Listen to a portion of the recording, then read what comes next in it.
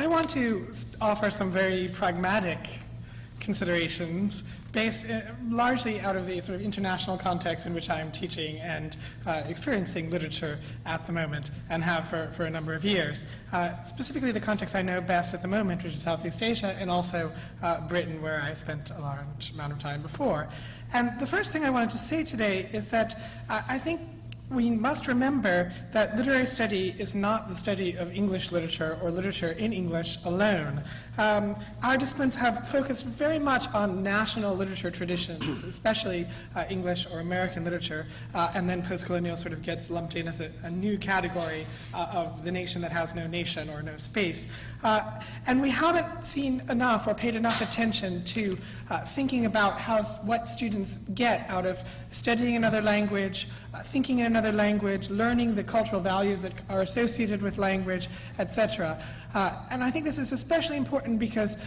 quite a few graduate programs in particular have been sort of taking their language requirements and making them lesser as students, especially middle-class American students, have less and less language competence. I see in my students in Singapore who are by and large multilingual and who are educated in a multilingual system that they have many other things to bring to the texts than the only kind of monolingual system that we are promoting, and that these things enrich the classroom in very practical ways as well as in more philosophical ways, especially in their openness to thinking about questions of genre in particular, and questions about the translation of genre between languages and cultures. So we get a lot of discussions for students who speak Chinese or students who speak Indian languages about the role of the novel as a kind of Western tradition in various other parts of the world that raises very interesting questions about how we think about the novel in English and the history of the novel in English and its continuing history in the world. And one way to think about this too is the incredible importance that mobile phone novels and internet novels have had in China, and the way in which there's a huge crossover both in the popularity of these novels, which are done by texts in China, and then in films, in blockbuster films in China, which have been made of a number of these as well. I think this also raises the question for us of what kinds of students we attract both at the undergraduate and at the graduate level. I don't want to imply that in North America we don't have many students with multi-linguistic backgrounds and traditions, but that maybe we aren't doing enough to reach out to those students and to invite them into our discussions. I think we also need to recognize that there's an intense value in thinking about translation studies, which is in many parts of Europe a booming field and one that hires quite a lot of people, but something that has tended to be marginalized, especially in the American Academy, as a technical thing, as something that doesn't necessarily engage with philosophical questions. Obviously, there are quite a few exceptions to this way of thinking, but I could ask you how many of you actually have translation studies in your own departments. And I think it's important that we also remember the imperial history of the university, especially of British and American universities overseas, their role in places like China, and even reaching further back, the role of Jesuit universities in places like Latin America, to sort of see the kind of international foundation of the humanities as a field, which is incredibly important, not in order for us to recuperate or to recreate imperial situations, which I think the expanding global university that we heard about yesterday does do to a certain respect, but to think about the role of the university internationally, and especially the role of the North American university internationally, because it has become the model for so much of the world, especially in emerging economies like Asia's and the Middle East, where there is a large amount of money that is available to education. In fact, sometimes the sums of money that are available are incredible to our imagination, especially when we think of the King Fahd University, which has been started in Saudi Arabia with an endowment that basically rivals some of the best American institutions, and where they are teaching Islamic culture and history, but not literary studies, right? It's ostensibly a program for the sciences and engineering, but they are doing certain kinds of humanities, but literary studies has not made it onto that list, and we need to ask ourselves why, and why literary traditions of exegesis, which might be very relevant in a country like Saudi Arabia, might not be being taught. We can also think about encouraging our graduate students to look globally when they're on the market. We often hear about, we heard quite a bit yesterday, about how graduate students are often forced to make compromises, or as they see it, or to think about entering very different kinds of academic environments from the academic environments in which they were trained. However, if they are willing to look overseas in places like Asia, they might find that instead of taking that job at a community college or a university with a 4-4 teaching load, they could find a very healthy teaching load, lots of perks in terms of research benefits. My university in particular is very research active, and this is also the case in places like Hong Kong and parts of the Middle East. And of course, good pay and benefits by the standards that we measure them. And I think we also need to, concurrently with that, if we're going to send our students overseas, to think about how we can also reintegrate them into the American academy as necessary, and not have certain prejudices about what it means to have taught in other institutional systems, which I think do come into play at times. Now, of course, we heard yesterday, especially in Srinivas's talk, about some of the political compromises that have to be made. And many universities have made these political compromises in terms of making deals or establishing campuses overseas, particularly on issues of discrimination around issues of gender and sexuality. Although it is noteworthy that the King Fahd University is now the first integrated university space in that part of the Middle East where men and women will be in classrooms together. And we can also think about what the potential benefits of social change could be in interventions in places that might have very different cultural attitudes. One thing we could also think about is the new NYU Abu Dhabi University that's being established, or the campus of NYU. Has anyone heard about this? They're establishing more or less a full campus. I wanted to read a little from the mission statement of this program, because I think it says some very important things about the question of dialogue and the role of literature in cultural dialogue. They say, the literature programs put into dialogue literary texts relevant to the range of students and cultures represented at NYU Abu Dhabi. The courses ask such questions as, how does literature capture the mood and direction of a culture? Can literature have an impact on society? What makes a text literary?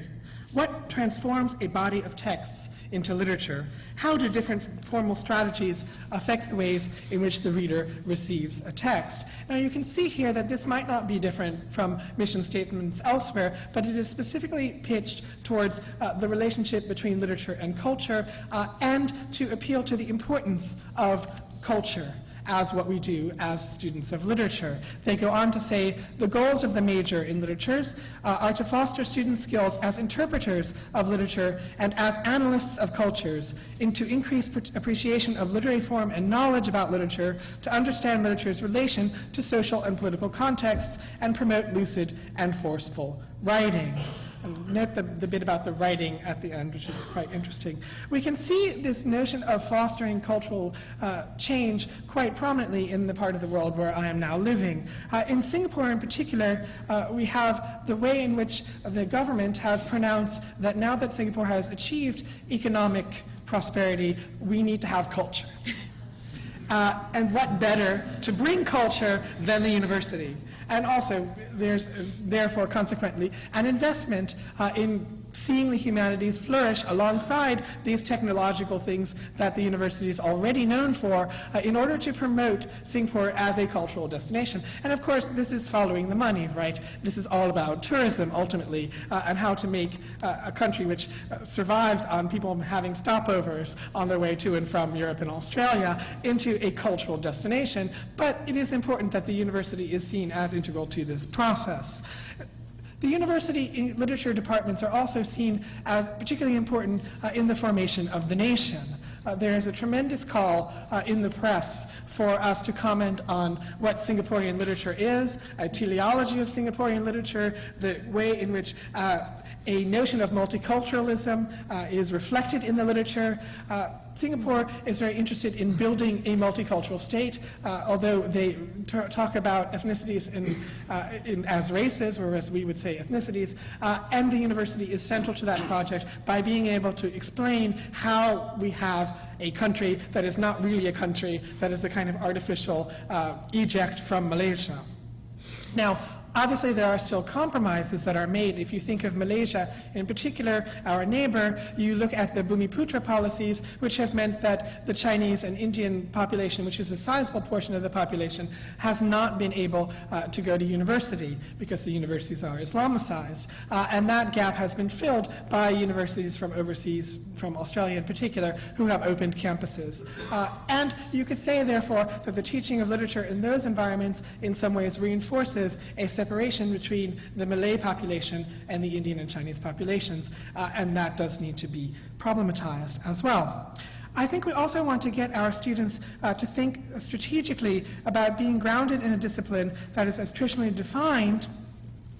In other words, if they're going to think internationally, they need to think particularly about how in international environments the notions of genre and canon are still much more solid than they might be in a decentered North American academy, but that there is still a huge amount of room for making these kinds of moves of opening the traditions, but also thinking about how the canon still plays an important role in the way that literature is perceived internationally, especially literature in English.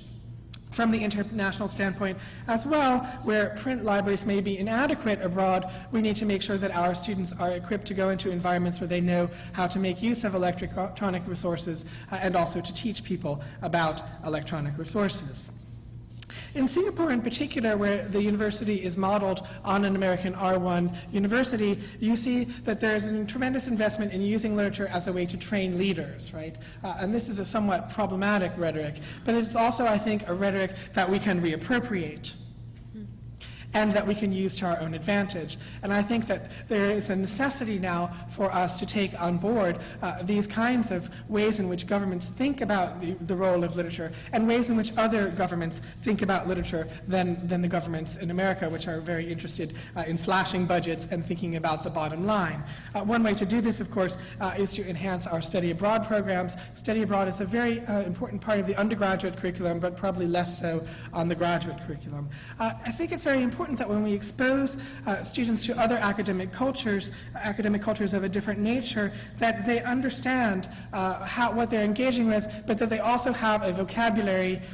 sometimes a very reductive vocabulary, with which to speak to institutions in other parts of the world. And here in particular, we see categories like the post-colonial, world literature, diaspora, and migration become very important, and very important to parts of the world where those things are a daily phenomenon, as they are in our own context. I'm also concerned that we do not ourselves, nor do we teach our students to study how literature as a discipline is taught outside of North America and sometimes Britain. That we need to think about how we can frame the teaching of literature in institutions in America and in Canada and in Britain as well, in these kinds of international contexts. And that also means looking at the mistakes. I think the research assessment exercise in English and its successor,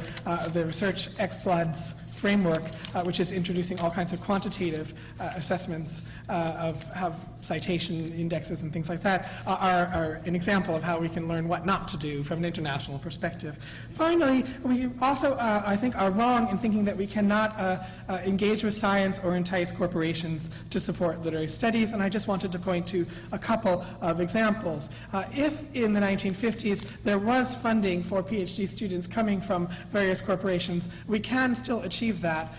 now, and I think we have to reach out to these corporations to do that. One example of this would be in Brazil, where Banco Itaú, which is one of the largest banking groups in Brazil, has established a cultural unit called Banco Itaú Cultural, which is undertaking a mapping of Brazilian literature. And you can look at their website to see what they're doing. They think that Brazilian literature has an important place in their national history and consequently in their commercial history. And I think we can, in other environments, make companies feel that way as well. I'd like to end on a kind of positive note by saying that we have a responsibility to our students and to ourselves to prepare them for literary studies' place in a transnational economy, and especially to help them see that there may be a way for them to have the research careers that they want by going outside the US.